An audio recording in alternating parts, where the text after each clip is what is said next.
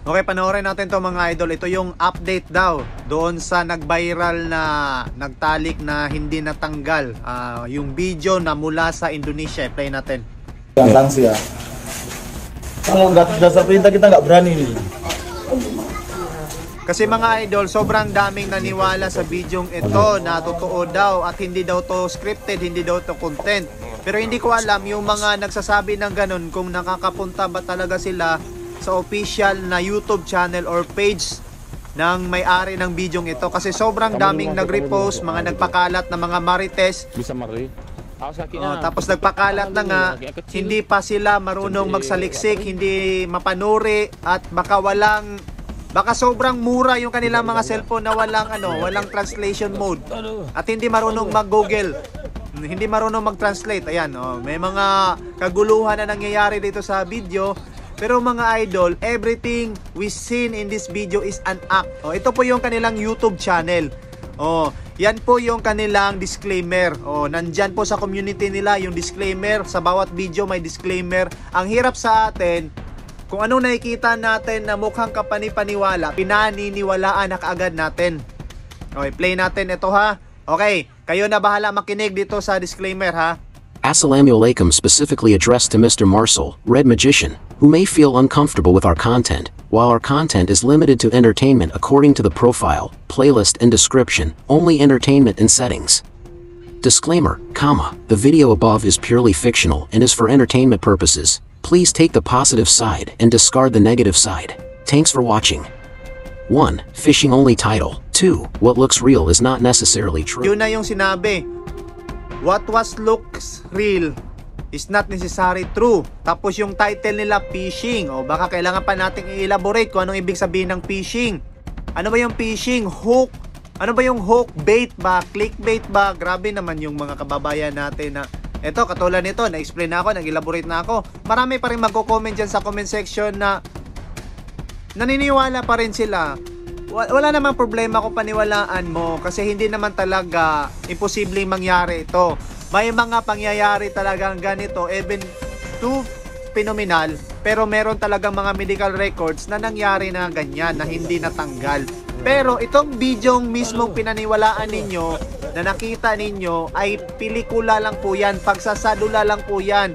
Yung page ng may-ari ay lagpas na 1 million subscriber at marami silang tagahangang sumusuporta sa kanilang mga storya at ganap na pinakita sa video.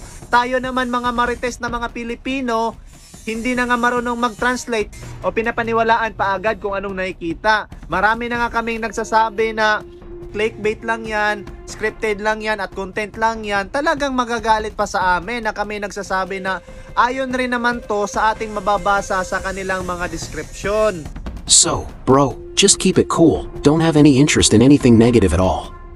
Brotherly greetings, bro, Marshall. Sorry if I can't call you because of limited funds. Ito yung disclaimer nila sa bawat video. Sa bawat video nila, same disclaimer lang yan. The video above is purely fictional. Purely. Ano ba yung ibig sabihin ng purely? Grabe naman. And is entertainment and educational in nature. Please take the positive side and disregard or discard the negative side. Thank you for watching. Angler only title. Ano yung angler? Yung angler po, same lang din yan sa fishing. Hook. Angler is parang hook, parang bait ba? So, pang views lang. Pero for entertainment, wala namang silang harm. Yung kanilang content maybe misleading, maybe mag-misconception yung tao. Pero sa atin kasi, sa mundong ito, lalo na dito sa Facebook, hindi pwedeng lahat na nakikita mo, paniwalaan mo. Hindi lahat ng content na nakikita mo, kailangan mo nang ibigay yung tiwala mo dyan, lalo na't ikaw ay hindi naman nag-observe, hindi ka nag-research at hindi ka naghanap ng ibang mga references. So look for other references. Kung ayaw mong maniwala sa akin, ikaw mismo pumunta sa kanilang page, tapos ang gawin mo idol, ikaw na mismo mag-copy ng kanilang description, tapos i-translate mo, and ikaw na bahalang umunawa. Kahit na may nabasa ka ng ganito, gusto mo pa rin paniwalaan. Bakit pa sila maglalagay ng ganitong klaseng disclaimer kung totoo naman pala yung kanilang bidyong in-upload? And another thing, wala pong nag-upload ng original video na hindi content na merong pa-thumbnail. Usually, kapag merong thumbnail, content talaga yan. Grabe naman, basic lang yan ha. Pero, yung mismong description nila, yung disclaimer na talaga, sila na mismo umamin. Ang problema lang sa atin, hindi natin naintindihan, ayaw natin pa-translate. Libre lang magpa-translate sa Google.